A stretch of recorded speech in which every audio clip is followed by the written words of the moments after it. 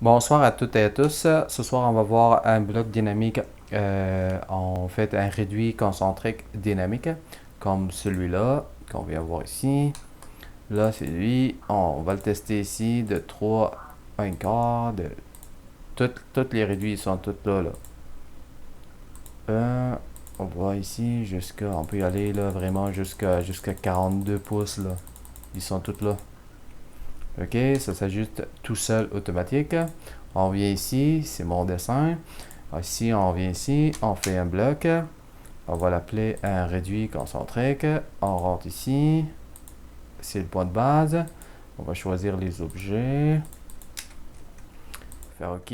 Ah, il se rend compte qu'il y a un autre. Ben, on va le redéfinir. Il est là, le bloc. Notre bloc, il s'appelle réduit concentrique.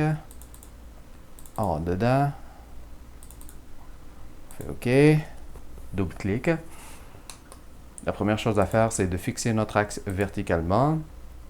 De fixer le point de base. Regardez ici, il faut qu'il soit rouge là, on le voit là. Ok, c'est bon. Après, on va fixer, puisque notre axe est fixé par rapport à un point, il est fixé verticalement, c'est lui qui fixe. On va fixer le milieu du rectangle sur l'extrémité d'axe. Alors, il faut commencer par l'axe, parce que l'axe est fixe. Et après, lui là. Après, on va refaire la même chose. En bas, lui et lui. Là, on va appliquer deux contraintes. Une contrainte ici. Une autre ici. Et une troisième verticale dans ce sens-là. Pour définir la longueur de notre réduit. Lui, et lui. On n'a pas besoin de flèche parce que c'est dynamique. Le flèche, c'est pour le manuel, mais moi, c'est tout dynamique. Oh, excusez, j'ai un bruit dans... Oh, on revient là-dessus. J'ai un petit peu réduit dans mon cellulaire. Là, c'est fait. Tout est fait. On va faire un petit cercle. Juste, moi, je fais toujours un cercle avec un diamètre de 8 pouces. De 8 pouces. Ouais, de 8 pouces. Pourquoi pas. Que je les descends toujours déplacés vers le bas de 2 pouces. Dans tous mes blocs pour mettre une place fixe pour notre tableau. Là, c'est fait. J'ajoute J'ajoute une chaîne de texte. Une chaîne de texte avec, qu'on va l'appeler le diamètre nominal. Et j'ajoute les autres fonctions. Ouais, qui s'appellent D1, D2, D3. Je ne sais pas comment les autres, là. Ben, je fais OK. Et je reviens ici pour les renommer. Lui, ça s'appelle le diamètre extérieur principal, OD. Lui, c'est le diamètre extérieur OD réduit. Et lui, c'est la longueur de notre réduit qu'on va l'appeler H. Ça, c'est cool. On revient sur notre tableau. Pour voir, on a ajouté lui, le DN. Là, on va ajouter les autres. Ça, OD, ODR et H. Moi, j'en ai amené des valeurs à partir de mon autre tableau. Je fais OK. Je supprime celui-là, j'en ai pas besoin. Je fais un petit test de notre fameux bloc. Je vais ici. Là, j'en ai de 6 à 5. Oh, ça s'ajuste. 6 à 4. 6 à 3,5. Et 6 à 3. Et 6 à 2,5. 8 à 6. 8 à 5. Et 8 jusqu'à 3,5. Tout est correct.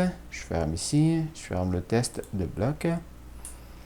Là, tout est correct. Là, on va l'appliquer 3D. On va appliquer un petit 3D.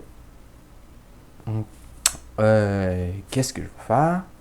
Tout est correct ici. On va dessiner un petit polyline. Ah, polyline en français. Oh, putain, barouette. C'est ici, c'est lui-là. Petit polyline de même, de même, de même. Et fermé ici. J'aimerais toujours qu'il soit fermé. Oui. Là, on va appliquer lui. Il vient ici. Oui. il vient ici. Oui, il vient... Ah, c'est l'inverse. Lui, il vient ici. Et lui, le oui, là, il vient ici. J'ai d'autres points. Oui, j'aimerais que celui-là aussi, parce qu'il y avait plus de points, je comprends pas pourquoi. Ok. Comme ça me dérangera pas. Là, c'est correct. J'ai fait ça va être pour le 3D. Ici, on va faire une petite ligne. Comme ça. À partir d'ici. Oh. RD. Ouais, c'est ça. Oh, je l'ai eu. Je suis habitué avec les raccourcis mémoire. C'est MI. Ouais, c'est MI. Ok. Là, je vais insérer dans notre barre, je vais insérer une contrainte de visualisation. C'est L. Je mets ici. Ça, c'était juste des lignes de construction. Je le supprime. Je reviens ici. Ici. La ligne de base, ça s'appelle... Oh, j'ai toujours un problème avec mon clavier. Ok. Élévation. Vous remarquez qu'il n'y a pas de E. J'ai un problème sur le clavier. 3D. Élévation et 3D. C'est OK. Sur l'élévation, je ne veux pas voir le 3D. C'est les lignes de construction que je viens de... excusez-moi, c'est ici. C'est comme ça. Je veux pas voir le 3D. Non plus, je veux pas voir ces bleus-là. Je veux pas le voir. Ça, c'est correct. Sur le 3D, qu'est-ce que je veux voir? Je veux voir seulement celui-là. Les autres, je veux pas le voir. L'axe, on le garde-tu? Ben, on peut le garder, l'axe.